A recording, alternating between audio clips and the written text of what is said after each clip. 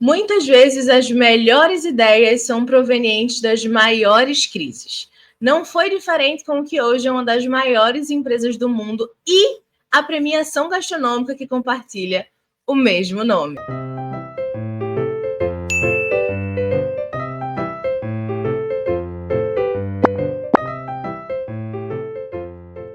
Inspira! Respira! E não pira, amoras! Sejam muito bem-vindas. Eu gostaria de dizer que a gente quase pirou, porque a gravação hoje estava saindo assim, um pouco difícil do sistema ajudar a gente, mas chegamos e é isso que importa, não é mesmo, Kel? Exatamente! São muitos acontecimentos aleatórios ao mesmo tempo. Mas nós vamos gravar sim, vai dar tudo certo, já deu. Persistiremos. Pois bem, hoje, como vocês viram, a gente vai falar num assunto muito legal, mas antes, aquela tradicional. Pera. Vocês perceberam que eu mudei meu cabelinho? Quem tá no YouTube só é a única pessoa, as únicas pessoas que vão conseguir ver quem tá no YouTube. A galera do Spotify e do Deezer vão ter que ir pra lá pra ver. No caso, eu também, né? Porque no último meu cabelo tava longo. E eu dei o corte. Verdade! Agora ela está maravilhosa, com um corte de protagonista. Não, eu lembrei agora que tu falou. E tipo assim, nem se a gente tivesse combinado de mudar o cabelo. É verdade. Mudamos juntas. Só não fomos no mesmo lugar para fazer a mudança. Foi o quê? Uma semana de diferença? Né? Tipo, Mais ou menos isso. Mudou na sexta, eu mudei na quinta. Meu Deus, conectadíssimas, amoras. Pois muito que bem. Hoje a gente vai falar, como eu disse, dessa questão. Quem ainda não entendeu, quem ainda não pegou o feeling da coisa, a gente tá falando da Michelin, da empresa Michelin, da estrela Michelin, que é o maior prêmio gastronômico hoje em dia. Mas antes, o que é que eu faço sempre, Kel? Pedir, né? O que a gente mais faz é pedir. É pedir. Que vocês, amoras, curtam. Sigam o podcast aqui no YouTube, sigam aqui no Spotify, sigam no Instagram, nas outras redes sociais, tá? O Pod Inspira. Porque isso é muito importante para o trabalho da gente. Nós estamos, sei lá, tem bem mais de 20 episódios, já quase 30, né, Rai? Eu acho que essa leva de episódios vai ser 30. Pronto, então já tem vários temas incríveis e interessantes e a gente tenta sempre trazer aqui o melhor para vocês. Então ajudem nosso podcast a crescer, né, minha gente? Curtam aí, comentem, deixem a opinião de vocês, isso é muito importante pra gente. Compartilhem com as amiguinhas empreendedoras, né? Temos temas aí dos mais complexos aos mais tranquilos, aos mais filosóficos. Já fizemos de um tudo aqui dentro. Exatamente. Pois muito que bem. Como vocês sabem, a gente tem uma pauta, então sempre que a gente está olhando para baixo, para o lado, para o outro, é porque a gente está catando a pauta para não passarmos do tempo. O que fazemos com uma certa frequência está tudo bem, não é mesmo? Mas quando a gente estava discutindo quais seriam os temas, eu trouxe essa sugestão para a Kel, porque eu lembro que na época, para quem não sabe, eu já tive uma agência de comunicação de criação de conteúdo para profissionais da saúde. E aí, na época, fazendo as publicações da minha agência, eu até ia deixar aberta aqui, Kel, para te mostrar a fofura do post. Era a Rayane muito jovem, cara. Rayane muito jovencinha. Quando eu fiz esse post, mas esse post foi um post que surpreendeu bastante a galera. Muita gente não sabe dessa história, não sabe que, na verdade, a Michelin tem uma conexão direta com a criação do prêmio de estrela Michelin. E a história é muito legal porque foi como eles acharam para potencializar as vendas deles, porque era um período que estava muito em baixa. Achei. Olha isso, que fofo, eu usava um avatarzinho. Meu cabelo era grande na época. Ai, que bonitinho. Bons tempos. Bons tempos, viu? 2021. E aí, eu tava pensando em trazer algumas coisas. Lembrei que nesse post eu tinha a foto do primeiro guia Michelin. Não sei se vai dar para ver, eu não consegui trazer para o computador. Não sei se tá focando, Amouras, mas Tá dá para ver focando, assim. meninas. Dá para ver levemente, levemente. O primeiro guia Michelin, ele era muito simples. A ideia surgiu, na verdade, em 1920, quando eles estavam no meio de uma crise e a intenção deles foi ajudar os motoristas a realizarem viagens de lazer. Então, ali, a época da depressão nos Estados Unidos, né, que teve há poucos anos depois a quebra da bolsa, etc. E aí era um período de muita crise e eles precisavam vender. Então, o que é que eles perceberam? Uma dor do consumidor deles. Os consumidores, eles não estavam fazendo viagens de lazer, tanto porque eles não conheciam para onde eles podiam ir, que eram acessíveis para o bolso de cada um, como também eles não queriam gastar os pneus, porque era muito caro repor. E aí eles tiveram essa ideia de falar para priorizarem um lazer, porque era importante, senão todo mundo ia ficar tantando a cabeça, o que é muito interessante, visto isso numa perspectiva de 100 anos atrás. Isso já era um grande ponto, né? Eu acho esse é um ponto que eu pensei depois, eu achei muito interessante. Então, os irmãos Michelin, que eram os donos da empresa, lançaram esse guia que continha uma lista de lugares para comer ou para passar a noite. Hoje em dia a gente só tem para restaurante mesmo, são as 3 estrelas ali. Mas esse guia já tinha na época as 3 estrelas com a outra função. Uma estrela era referente a uma cozinha requintada que valia conhecer. A segunda estrela era as 2 estrelas, uma cozinha excelente que valia o desvio. Ou seja, se você estava na sua rota de viagem, valia a pena desviar para passar lá. E o terceiro era uma cozinha excepcional que valia uma viagem, ou seja, você ir e ficar lá. Então, eles juntavam esse ponto para, além da comida, de você conhecer, de fazer essas viagens de lazer, você também se hospedar. Com isso, eles conseguiram movimentar a economia do país. Não foi o suficiente, obviamente, para tirar o país da crise ou nada do gênero, muito pelo contrário. A gente teve uma grande quebra em 1929, mas foi o suficiente para dar uma movimentadinha e aumentou as vendas deles, porque eles davam o guia quando alguém comprava um pneu. Então, eles usaram uma técnica de diferenciação tática de produto, que é a entrega de um material, um adicionar produto, né? Mas essa foi, em resumo, essa foi a história. Pronto, acabamos o episódio aqui. Beijo! Sobre isso, mas eu acho que tem vários pontos que a gente consegue tirar daí, né, Kel?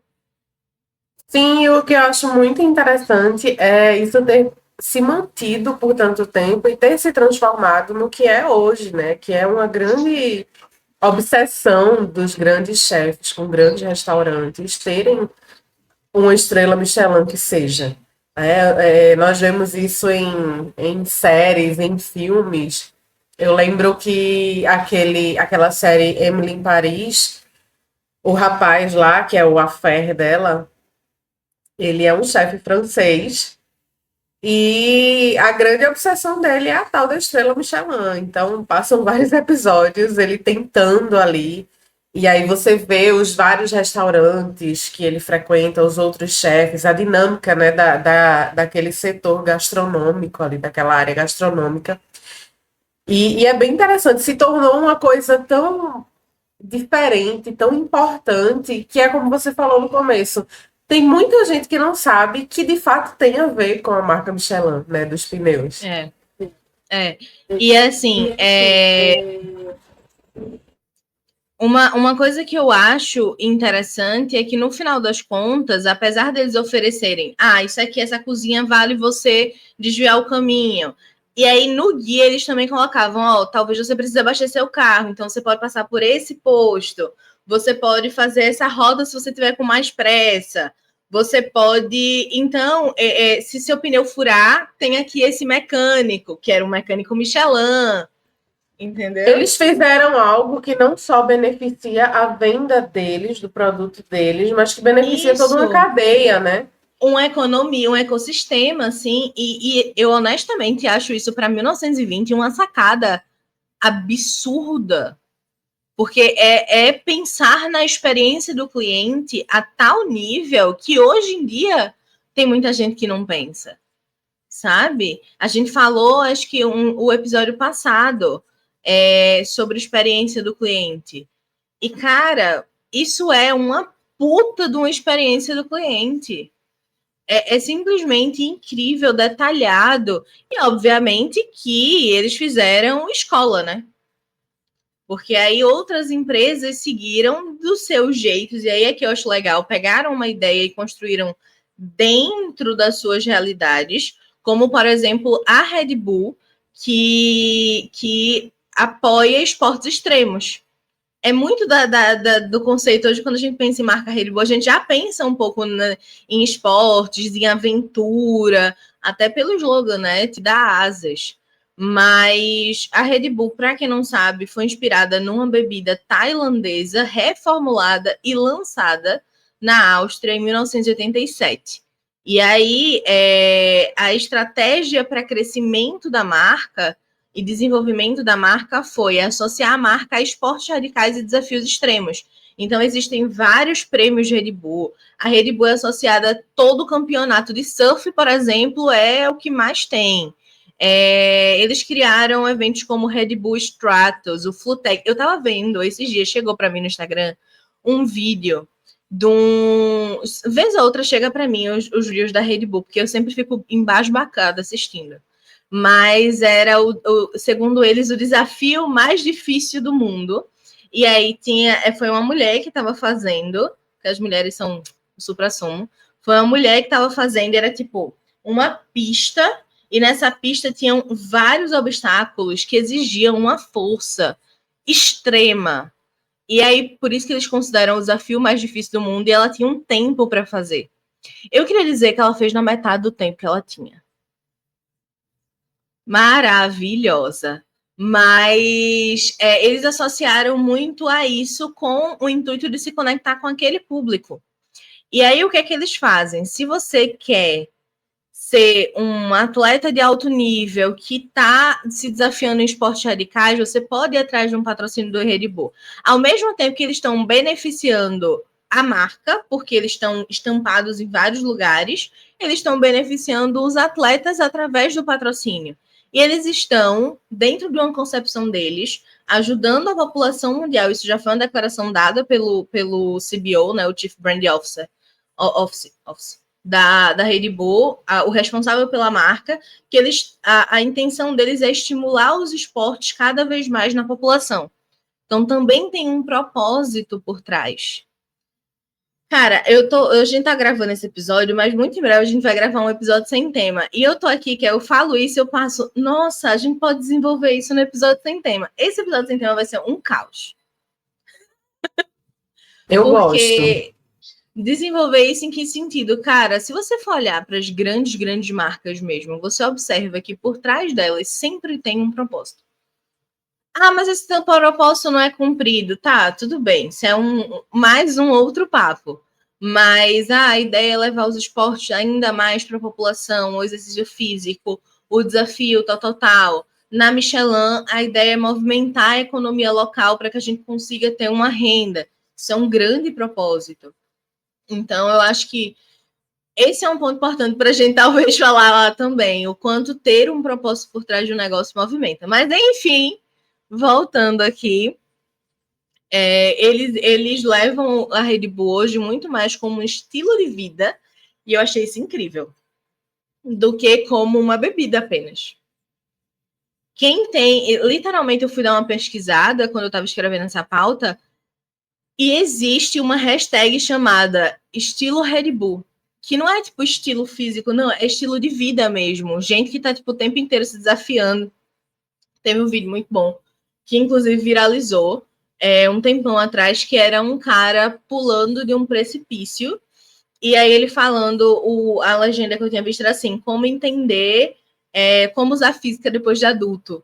E era o cara primeiro jogando uma pedra para quebrar a resistência da água e depois ele pulando. E aí, nessa pesquisa, eu descobri. Eu já tinha visto esse vídeo antes de fazer essa pesquisa, tá? Eu descobri nesse vídeo que ele era patrocinado pelo Red Bull. Então, eles são muito ativos nessa parte. Não é renda, é um budget. Olha ela toda internacional. É um budget muito alto que eles têm voltado para esse tipo de patrocínio. E uma outra... Porque dá para perceber que beneficia muito a marca deles, né? Em termos de imagem, em termos de fixar na mente das pessoas e de associar eles a isso que representa o propósito da marca deles, de certa forma, né? Quando a gente está falando de diferenciação, Kel, eu gosto muito de uma explicação que eu já recebi, que é assim, pense numa cômoda cheia de gavetas. Cada gaveta ocupa um espaço na mente do consumidor. Existe a gaveta que ocupa o espaço, no caso da Red Bull, né? Do radicalismo, existe a gaveta que ocupa o espaço do exercício físico, existe a gaveta. Em que gaveta você quer se encaixar? E aí, quando você vai pensar em técnicas de diferenciação, uma coisa que eles dizem você pode, por exemplo, roubar a gaveta de outra pessoa. E aí, isso me remeteu a Monster, que também é uma marca de bebida energética, etc., que tentou entrar um pouco no meio da Red Bull, mas foi chutada. É porque, assim, eu vou falar da minha experiência, né, como consumidora e espectadora. Ótimo, que eu não tenho nenhuma. Que eu me lembre... Não, eu não sou a maior consumidora de Red Bull, não. Mas, assim, consumidora de uma forma geral, né? Que eu me lembre, a primeira marca de energético que eu aprendi a reconhecer foi o Red Bull. Primeiro porque energético não era uma coisa que fazia parte da minha vida. Né? E segundo, por quê? Porque o Red Bull entrou na mente da gente fazendo aqueles comerciais que até hoje é a marca deles, que são historinhas. Sim, Um desenho storytelling desde ali. sempre, né? Exatamente, ó. Lá em canal de mídia massiva, na TV aberta. Então, assim, amigo, não tem como você chegar ali depois. Você tem que cavar para você conseguir realmente roubar um pouquinho dessa gaveta aí da Red Bull. É difícil. Quem não se lembra do famoso Red Bull te dá asas? Não é impossível. Assim, esses dias eu tava na TV, a TV estava mutada. Com a entonação, principalmente, né? Eu tava com a TV mutada. E aí eu levantei a cabeça rapidamente, porque assim, às vezes eu levo o computador pra sala, boto no colo, ligo a TV e vou trabalhando. Aí quando eu quero pensar, eu mudo a TV pra poder ouvir ouvir minha própria voz. E aí eu tava com a TV mutada, pensando tal, eu disse, ok, terminei aqui, vou aumentar a TV. Quando eu levantei a cabeça antes de mutar a TV, eu vi o desenho do comercial. Automaticamente na minha cabeça veio Red Bull. Cara, e como eu já tinha escrito essa pauta, eu tava prestando atenção nas coisas da marca, na comunicação. Automaticamente veio Red Bull. E quando eu aumentei, o cara tava começando a bater as asinhas. E eu falei, assim, no mesmo tempo, o Red Bull te dá asas. E eu fiquei, meu Deus, isso tá muito enfiado na cabeça da gente, assim, lá nas profundezas do subconsciente. Agora, uma coisa, né? Interessante tu falar isso, porque... E eles tentaram mudar, né, Kel? Não sei se tu lembra que teve uma época que eles tentaram mudar e voltaram porque não deu certo. Mas exatamente. Há quanto tempo, né? Eles fazem dessa forma? Há quanto tempo eles repetem isso? A Michelin também, né? Desde lá de trás, com essa proposta que foi se desenvolvendo, que foi se consolidando e que foi ficando até maior do que o objetivo inicial da marca, do que ela vendia, né? Então, Eu acho que é um ponto interessante para a gente sempre lembrar, principalmente nós, né, empreendedores construindo nossos negócios, dessa questão do tempo, da importância do tempo para que as coisas se consolidem na mente dos consumidores e o quanto é importante a gente se manter firme a nossa mensagem durante esse tempo. Eu acho que aquela coisa que eu costumo dizer com frequência, que é o progresso também é sucesso. Porque a galera acha que com o tempo não vai ter, não consegue ver o sucesso e também não enxerga o progresso, sabe? Então isso é um progresso deles de muito tempo. Marca repetição. Marca é repetição. Você precisa estar ali repetindo o tempo todo. Eu considero até que esse é um grande ponto em comum da marca com vendas, Kel, porque vendas também é repetição. Não do jeito chato, não do jeito tradicional, porque tem jeito de você repetir as coisas de milhares de formas diferentes. Repetição, quando a gente fala da comunicação, das vendas, é diferente de insistência burra, sem estratégia. Isso. Né? Vale salientar. Repetição naquele sentido de, olha, tá aqui o meu produto, as vagas estão abertas, meu serviço.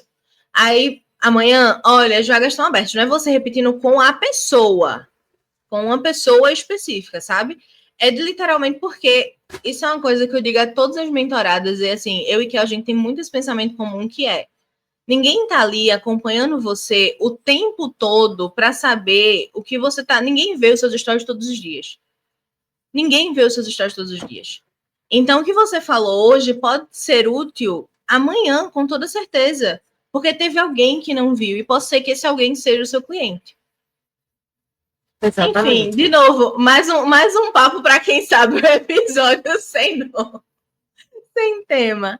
E aí, gente, trouxe aí o exemplo da Michelin, né? E uma coisa interessante, que é o que eu anotei aqui, de pneus à alta gastronomia.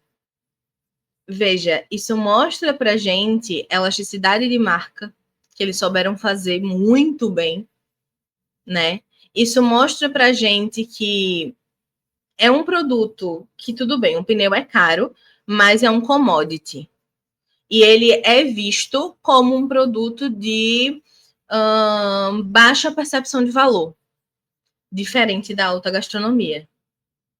Mas tem coisas em comum que conseguiram desenvolver isso ao longo do tempo.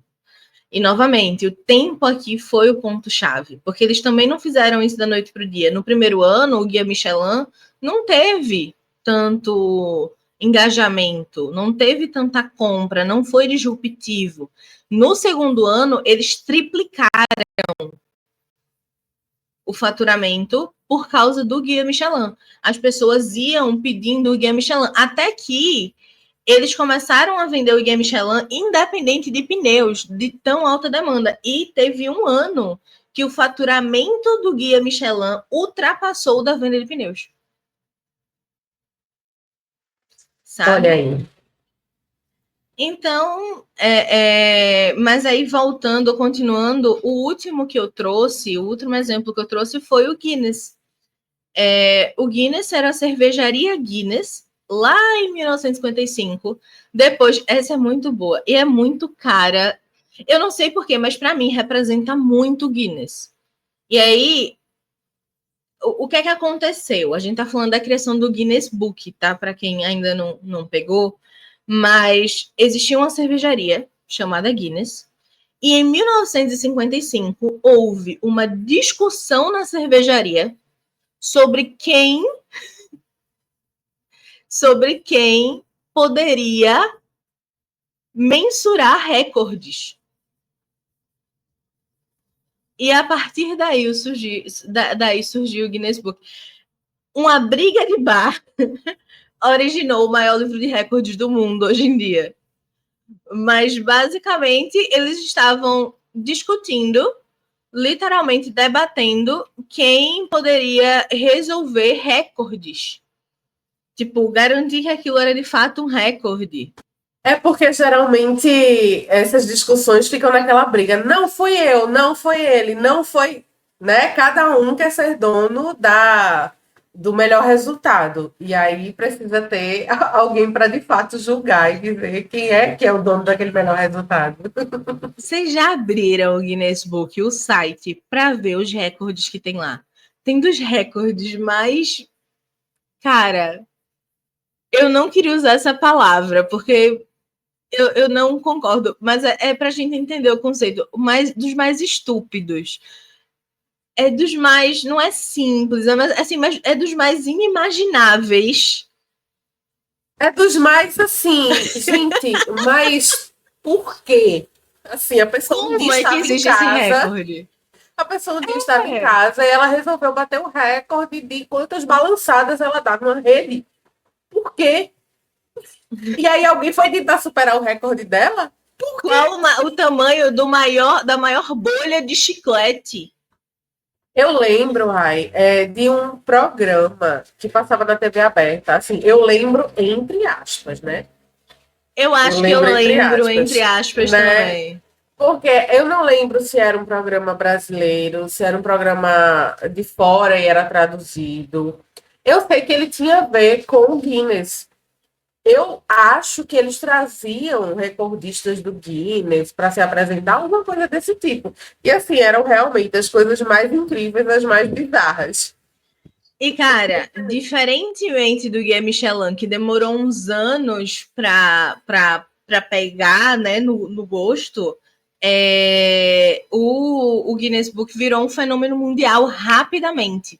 E eles usaram justamente, como você falou, da TV aberta, eles usaram da estratégia de mídia de massa para poder atingir maiores públicos. Eu vou confessar que hoje, isso foi uma coisa que eu esqueci de pesquisar. Eu não sei se ainda existe a cervejaria Guinness ou se ainda existe a cerveja Guinness. Porque às vezes não existe mais no Brasil, mas fora do Brasil existe algo desse gênero.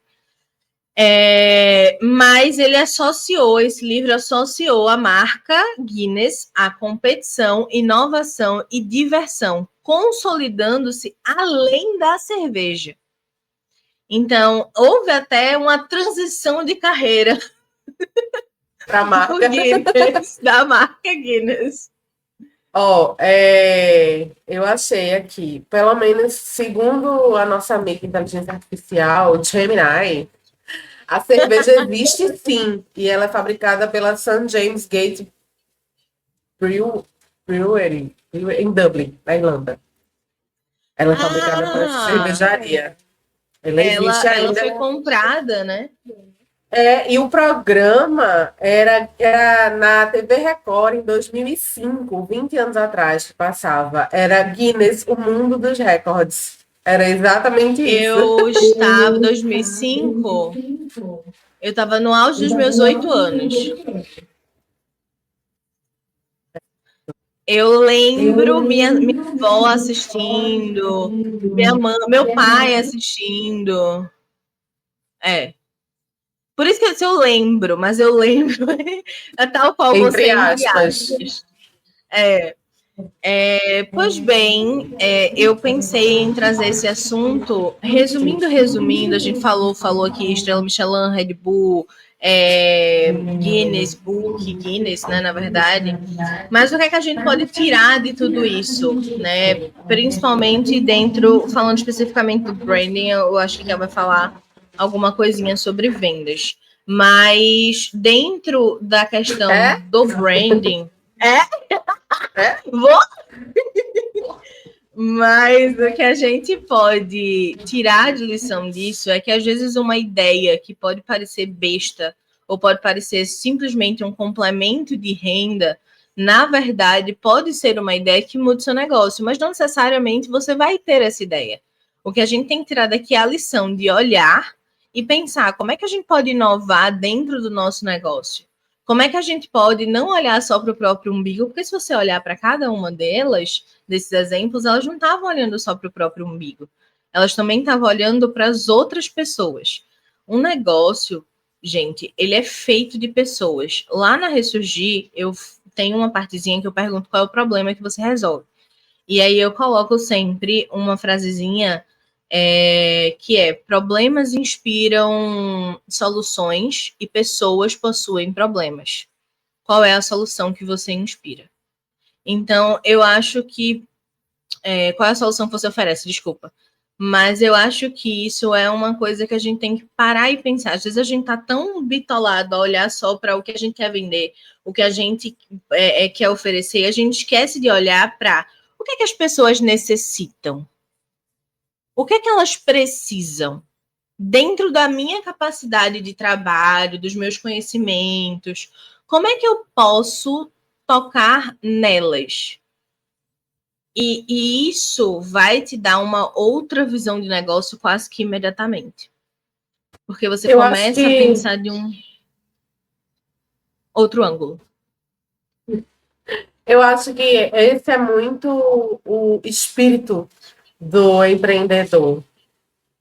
Porque é um estar constantemente olhando para o mundo, olhando para as pessoas, se movimentando em função de atender a esses desejos, a essas necessidades, através do que a pessoa sabe fazer, do que ela é capaz de mobilizar. Né? Eu falo de pessoa, mas falo em termos de empresa também, que é feita por pessoas. Então, é muito... Às vezes a gente fica realmente, como você falou, preso, às vezes, numa ideia inicial. Isso. Né? Preso numa ideia inicial... E tem oportunidade ali aparecendo na sua frente, as pessoas estão gritando para você, eu preciso disso, me ajuda com isso, você não, mas a minha ideia é essa aqui, sabe? Então eu acho que é se manter atento e aberto a esses movimentos para que você consiga aproveitar essas oportunidades. Essas empresas, a Michelin, por exemplo, lá atrás... As pessoas que faziam a empresa já tiveram essa sacada, já tiveram essa iniciativa.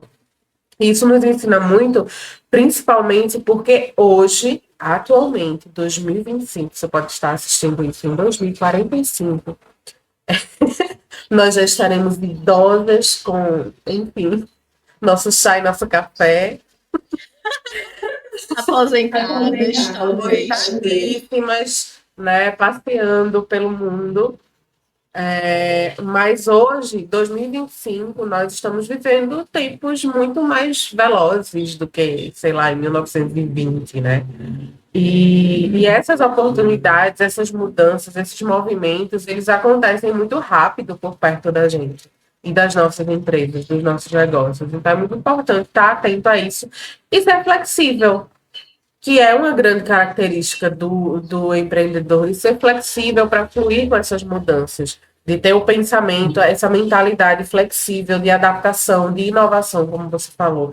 Eu acredito que essa é uma das grandes lições desses 3 exemplos que você trouxe aí maravilhosamente bem para nós como líderes dos nossos negócios, como empreendedoras. De ter essa flexibilidade, desse olhar atento. Eu acho que o tempo também é uma outra grande lição, né? Que é o que a gente sempre... Que foi o que a gente falou agora há pouco, que a gente sempre fala. Respeitar o tempo, ver que o tempo ele é necessário. Porque muita gente enxerga o tempo como inimigo, quando a gente deveria enxergar o tempo como aliado. Né? O progresso ele também é sucesso. E a gente precisa se lembrar disso diariamente. Pois é, exatamente. Essa questão do tempo também, e tem tudo a ver com isso, né? Atualmente, parece que é cada vez mais difícil nós conseguirmos respeitar o tempo das coisas, o tempo do resultado, o tempo da curva de aprendizado. Porque é tudo para ontem, é tudo para já. Se não deu certo, eu lancei o produto hoje. Se em 24 horas, 48 horas, 3 dias, uma semana, ninguém procurou esse produto, não tá certo. Não presta. Deu errado. Eu lembro que a gente sempre fala... Aí, falando sobre a repetição, né? Quando você vê, a pessoa falou do produto 2 vezes, em 15 dias. Eu esqueci que eu ia falar do nada. Tudo bem. Abafa. Eu sei que Acontece. você tá sentindo. Acontece sempre comigo. Vamos para a nossa história de pira de hoje. Vamos que vamos. Vamos que vamos.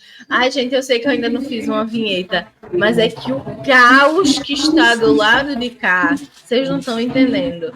Eu tô um pouco mais inspirada agora porque eu fiz uma vinheta muito importante recentemente. Pois é. Mas vai vir aí, vai vir aí. Tá chegando, tá chegando. Ela doida pra contar a fofoca, meu Deus. Não se aguenta. Segurando. Olha só. Histórias de pira. Malucas ela já. O dia em que o Pinterest quase me deu um burnout. Começou assim. Quero algo minimalista, limpo, com cara de paz, sabe? Escandinavo. Gente. Eu sabia. Mano, desculpa interromper, mas isso assim, podia ser muito facilmente história de designer. Será que não é? Eu sabia.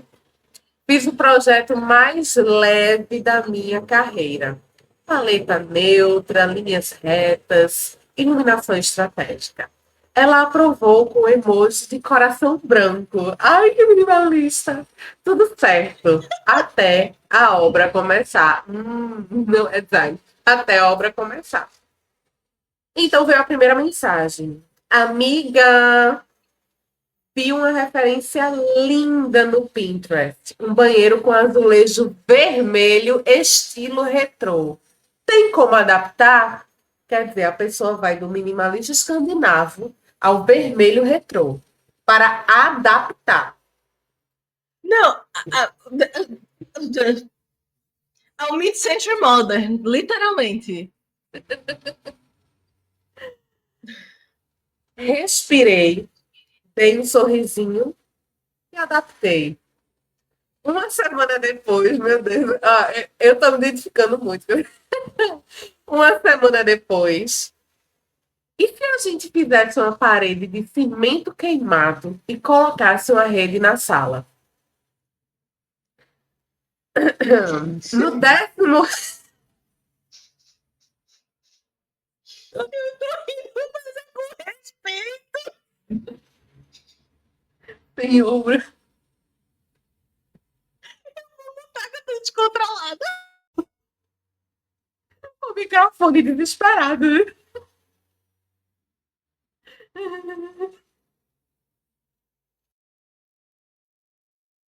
Calma, Perlane, foca. Para. No 15º print, recebi. Ela não, no 15º print, recebi. Ela não queria um projeto. Percebi, não? Percebi, gente. Deixe ela, viu? Que ela leu errado a palavra. No 15º print, percebi. Ela não queria um projeto. Ela queria uma curadoria emocional de todos os estilos possíveis. No final, a casa ficou com um cômodo escandinavo, outro industrial, uma varanda tropical e um banheiro art deco.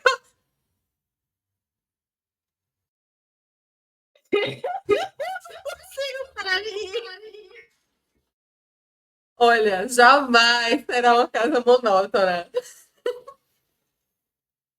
Pensei em pedir crédito como coautora da série Casas que a Arquitetura Julga Silenciosamente.